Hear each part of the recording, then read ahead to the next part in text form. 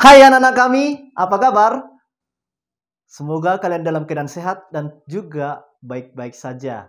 Dan juga Bapak berharap kalian tetap dalam keadaan semangat dan juga optimis untuk mengikuti pembelajaran. Nah, sebelumnya sambut salam dari Bapak, salam SFD, semangat, fraternitas, Dina. Bersama saya Bapak Berton Silalahi, kita akan belajar mengenai IPA terpadu kelas 8. Nah, tentunya topik kita untuk saat ini sangat menarik untuk kita bahas, yaitu tentang sistem pencernaan pada manusia. Nah, anak-anak kami, coba kamu amati gambar berikut ini. Dari gambar ini, tampak seseorang sedang melakukan aktivitas. Ada yang sedang berlari, ada yang sedang berjalan, ada yang sedang belajar, dan juga ada yang melakukan aktivitas lainnya. Nah, untuk melakukan aktivitas ini tentunya sangat memerlukan energi. Energi yang berasal dari tubuh kita digunakan untuk melakukan aktivitas setiap hari. Nah, tentunya energi ini berasal dari makanan yang kamu konsumsi setiap hari. Nah, yang menjadi pertanyaan adalah kira-kira zat-zat apa saja yang terkandung dalam makanan tersebut? Nah, untuk mengetahuinya, mari ikuti penjelasan berikut ini. Materi kita yaitu sistem pencernaan pada manusia.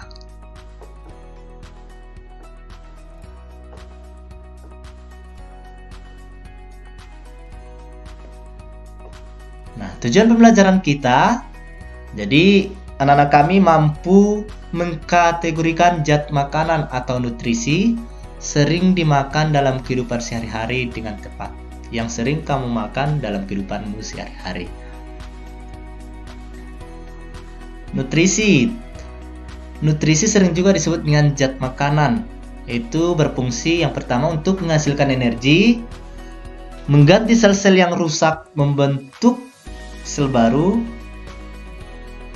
mendukung proses pertumbuhan, sebagai pelarut, sebagai pelindung alat-alat tubuh, dan juga sebagai zat pengatur. Ya, ini dia zat-zat makanan atau nutrisi pada makanan.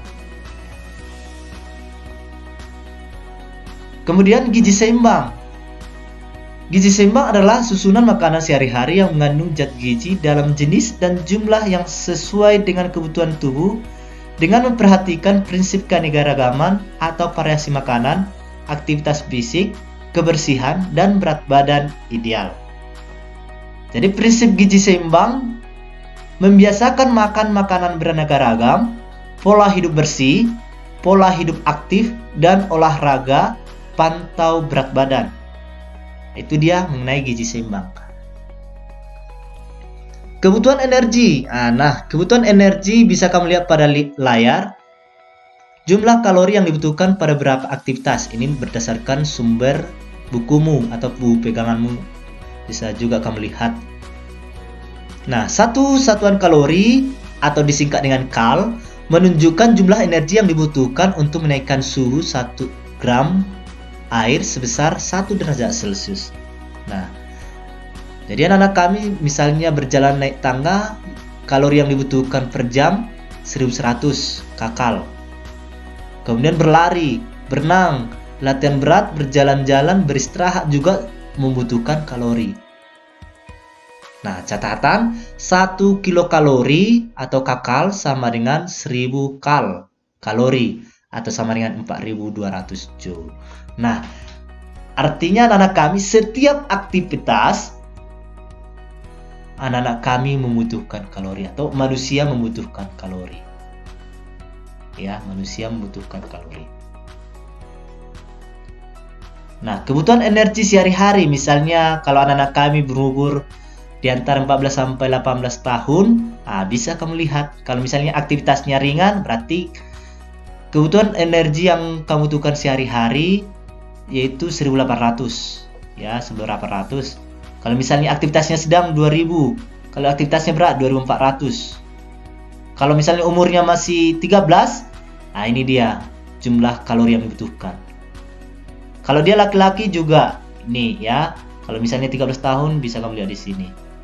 Kalau dia 14 tahun bisa kamu lihat berapa kalori yang dibutuhkan. Nah, untuk melihat aktivitasnya ringan, sedang, berat, bisa kamu lihat di bukumu, ya, buku peganganmu.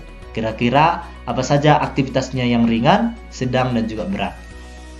Nah, contoh soal mengenai kebutuhan energi, ya, bagaimana kita bisa memenuhi energi, bisa juga membuat listnya seperti ini. Misalnya, yang pertama, Dayu adalah pelompat tinggi yang berusia 19 tahun.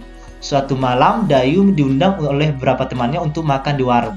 Warung tersebut menyediakan harga spesial. Dayu menyimpan catatan apa yang dia makan setiap hari. Nah, ini misalnya ya. Setelah dihitung, total asupan kalori yang dari sarapan pagi dan makan siang sebesar 1700 kakal. Dayu tidak ingin total asupan energi dalam tubuhnya berkurang 500 kakal dari total kalori yang direkomendasikan, sehingga menyebabkan dia semakin kurus atau bertambah 500 kakal. Artinya semakin gemuk. Sehingga dia semakin gemuk, ya. Bantulah Dayu untuk mengambil keputusan menu makanan yang sebaiknya dia beli di warung tersebut. Nah, untuk menganalisis ini, yang pertama harus tahu dulu aktivitasnya apa.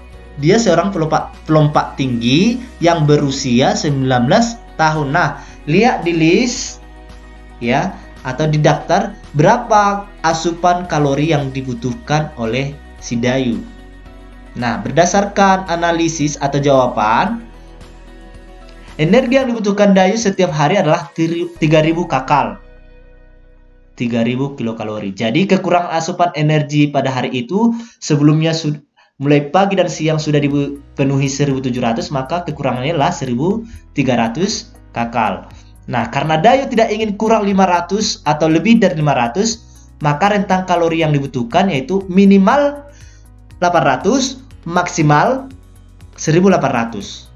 Ya, minimal 800, maksimal 1800. Nah, kalori yang harus dipenuhi itu antara 800 sampai 1800 kakal. Nah, kira-kira menu apa? Dengan demikian, Dayu dapat memilih makanan dengan kalori minimal 800 kakal dan kalori maksimal 1800 kakal. Jadi misalnya daftar menunya seperti ini, ya. Sayur, sup tomat, 1 mangkuk, jumlah energinya 1100, lauk pauk, ayam goreng 1 potong 307 dan seterusnya. Nah, bagaimana menentukan menu ini atau jumlah kalori atau jumlah energi? Nah, ini sudah ada di daftarnya di buku peganganmu, bisa kamu lihat nanti. Nah, untuk mendalami atau supaya memahami cara pengerjaan ini, bisa kamu kerjakan soal ini. Ya, latihan soal mengenai kebutuhan kalori yang dibutuhkan oleh seseorang. Dan juga anak-anak kami juga bisa membuat daftar menu yang kamu butuhkan sehari-hari. Misalnya kalau kamu hanya belajar, kalau dia belajar berapa, kalau misalnya hanya beristirahat, tidur, dan lain sebagainya, kira-kira berapa. Ya, bisa juga kamu. Jadi anak-anak kami untuk memperdalam, mengetahui atau memahami bagaimana menentukan kebutuhan kalori yang dibutuhkan oleh seseorang. Nah, ini ada latihan soal bisa kamu kerjakan di buku latihanmu. Nah, selanjutnya mengenai jenis-jenis nutrisi. Jenis-jenis nutrisi ada karbohidrat, lemak, protein, vitamin, mineral, dan juga air. Nah, yang pertama kita bahas mengenai karbohidrat. Karbohidrat adalah nama umum untuk bahan yang mengandung unsur karbon, hidrogen, dan oksigen yang tersusun dalam satu susunan tertentu. Jadi jenis karbohidrat yang biasa dikonsumsi bermacam-macam.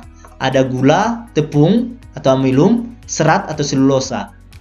Nah, karbohidrat merupakan zat makanan yang kita peroleh dari tumbuh-tumbuhan. Nah, seperti pada gambar. Ada dari padi, nasi, ada dari jagung, dan lain sebagainya. Yang kedua, lemak.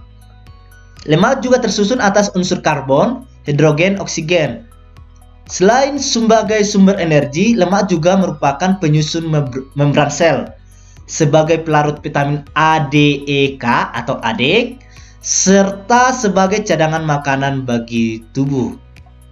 Lemak dapat diperoleh dari tumbuhan atau nabati maupun hewan atau hewani. Beberapa bahan makanan yang mengandung lemak misalnya kacang-kacangan, minyak goreng, daging, dan susu, ya. Itu dia sumber atau yang mengandung banyak lemak. Selanjutnya protein. Protein tersusun oleh unsur karbon, hidrogen, oksigen, dan nitrogen. Protein berfungsi untuk pertumbuhan dan mengganti sel-sel tubuh yang rusak. Dan juga diperlukan sebagai pembangun enzim. Protein nabati diperoleh dari makanan dari tumbuhan, misalnya kacang-kacangan, dan protein hewani diperoleh dari sumber hewan, misalnya ikan, daging, dan telur. Nah, ini sudah ada gambarnya. Yang selanjutnya mengenai vitamin dan fungsinya. Di sini ada vitamin, jenis-jenis vitamin. Ada vitamin A, B1, B2, B6, B12, C, D, E, K. Di sini ada fungsinya dan juga apa akibatnya jika kekurangan. Misalnya vitamin A itu pembentukan pigmen penglihatan, memelihara jaringan epitel. Akibatnya jika kekurangan vitamin A, bisa saja mengalami rambut senja atau kulit kasar dan lain sebagainya. Di sini sudah ada fungsinya masing-masing dan kekurangan akibat jika kekurangan. Selanjutnya mineral. Mineral merupakan bahan-bahan anorganik atau tak hidup. Tubuh kita sangat membutuhkan mineral untuk pembentukan struktur tubuh. Beberapa mineral yang sangat dibutuhkan tubuh, misalnya kalsium, ya ini sangat perlu untuk pembentukan tulang dan gigi. Besi untuk pembentukan hemoglobin, natrium untuk proses kontraksi otot, dan fosfor untuk proses pembentukan energi dalam sel. Susu merupakan bahan makanan yang cukup lengkap dan mengandung mineral yang diperlukan oleh tubuh. Yang keenam, air. Fungsinya sebagai zat pelarut, sebagai bahan pengangkut dari sel ke sel, dan dari jaringan ke jaringan. Kemudian memelihara keseimbangan dalam tubuh. Nah, tentunya air ini sangat berperan penting di dalam tubuh kita.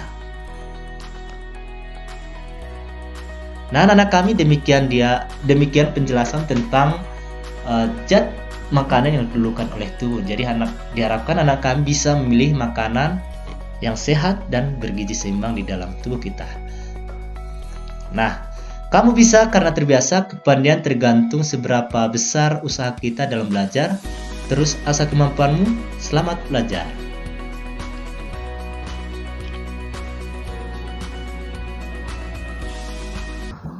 Baik, anak-anak kami, demikianlah pembelajaran kita tentang sistem pencernaan pada manusia, yaitu pada topik zat-zat yang terkandung dalam makanan.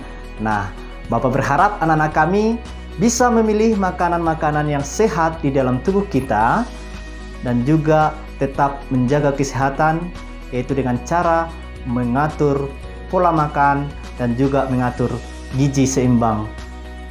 Sampai jumpa, salam SFD.